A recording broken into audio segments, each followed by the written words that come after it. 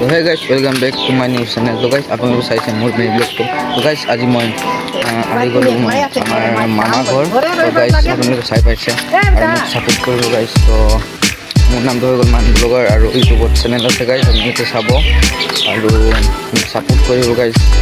কেলে new content creator হয় মই।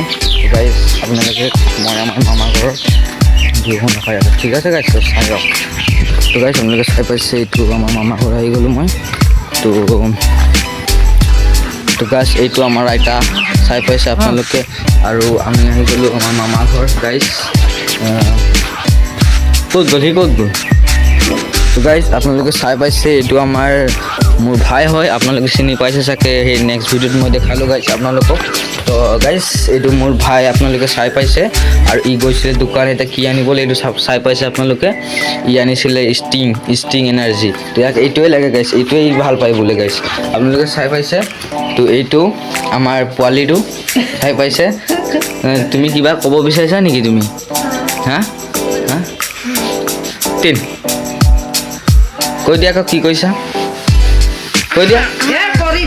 একো নকয় বোলে, কিবা কম কৈছিলে এতিয়া নকয় বোলে। গাইজ আপোনালোকে চাই পাইছে আৰু